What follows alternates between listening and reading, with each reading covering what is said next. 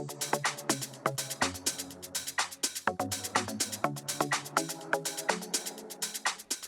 right, South Africa, welcome back to another edition of the TNS Book Club here at the Book Circle Capital. We've got Sewela, who's a good friend of the morning show and runs the Book Circle Capital, joining us once more.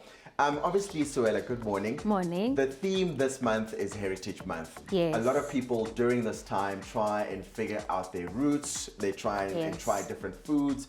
They travel to different places. Yes. They explore what they seem or to think South Africa and Africa is, right? Yes. You know, with that said, I imagine there are books as well that can help us do this. Yes. Where should we start? You should start with My Land Obsession, a book I'm currently reading by Bulelwa Mabasa. Okay. She's an attorney at Werkman. She heads their land practice. So land and heritage go hand in hand. Of course, and it's such a big talking point at the moment. Exactly. So the issue of land in South Africa remains top of mind. You know, there are some communities that are getting their lands back. There's some communities which are still fighting for their land. And we know it's a sore topic in our history. So, of course, it makes sense for in September Heritage Month to talk about land. So this is a book where it's a memoir. So she talks about her life, recollecting it from when she was young, where she was born. And she has this picture. I love this picture, which she shows, you know, the house that her family lived in. So there's beautiful pictures about her family. It's very personal, but also very, you feel like you see yourself in it. And then she talks about the evolution of us as a country, South Africa.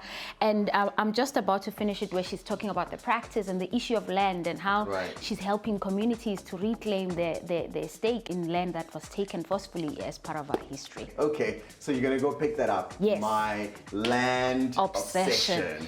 A memoir by Bulelwa. Yes. Very lovely book there. And then segue into music. This one is by the legendary Sam Mathe. He's a South African music journalist, award-winning journalist. So it says from Kipi to Kipis and beyond. Of course. You know, music is a big heritage thing for South Africa. Yes. You know, so when we cry, we sing a song. When we're happy, we sing a song. So music is central to who we are. So this is it's been described as an encyclopedia of South African music. Okay, so if you needed any information regarding jazz, folk, or pop artists that have come out of South Africa, this would be your go-tos. From Thandisa Mazwai to, we were talking about Zoe Mudiga. Yes. But even like all people like Peter Reza, and this is where to go. Miriam Makeba, this is the book.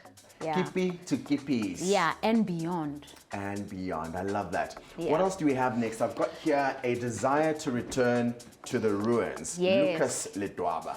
So back to the issue of land again. Lucas is also an award-winning journalist. He's a photographer, a producer. So he has stories about the different communities that are in this issue of land.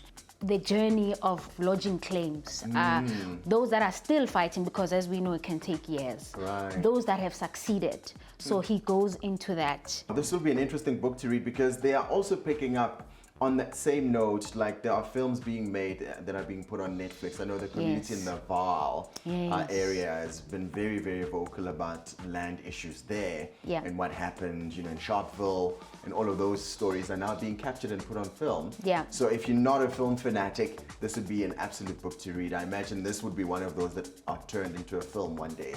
You never know. You never know. Yeah, earlier this year there was a community in Cape Town that was also awarded a land, and which is actually a resort.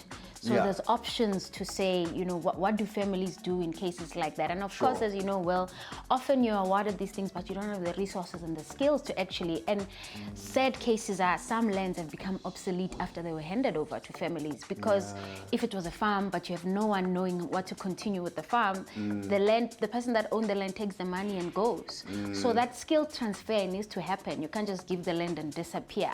Right. You know, so there's that, and which is something that Bulelwa also raises in her book around, you know, that skills transfer has to happen, and there has to be an appetite by government to actually, after handing over, to do the work to equip the people, because then you hand over the land. That community used to survive around that. Let's say it's a resort or a farm. When that happens, then it's not just the family that, it's the whole community.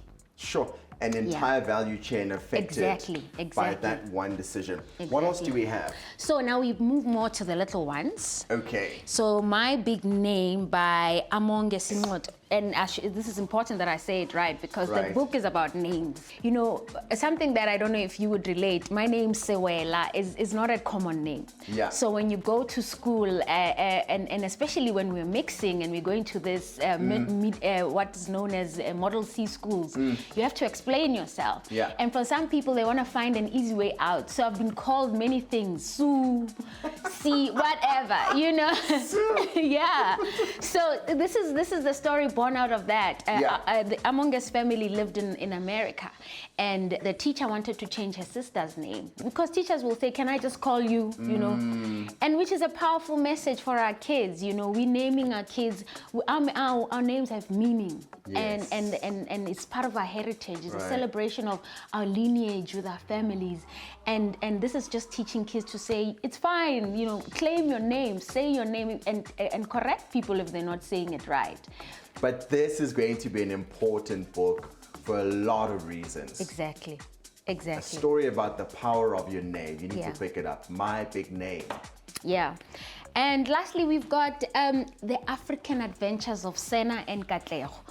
Yeah, this is like a whole lot of books. So this is 6 books by Carol Ofori.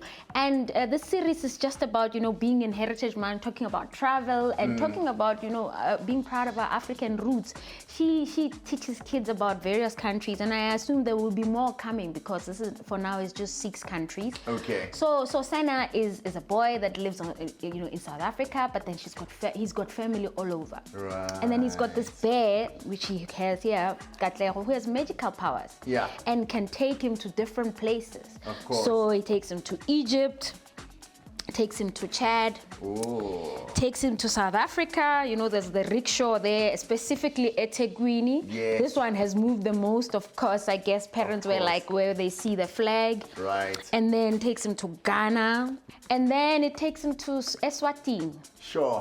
So you can see the different the covers. Amazing. Yes, the illustration is beautiful, and it shows the different, you know, what they wear, what you can look forward to, the birds, the wildlife there. So I love this. Like, it's time we encourage Africans to really, first and foremost, travel within the continent, right? A lot of the times when you get to an age where you've got a passport and you've got the means to travel outside of your country, wherever you are on the continent, most people choose overseas. Yes. No one ever says, I'm going to go to Mozambique as my first international trip. That's true. Right? Or I'm going to go to South Africa, right? If they're in the northern part of the continent, they say, I want to go to the UK. It's quicker, it's more glitzy, it's European.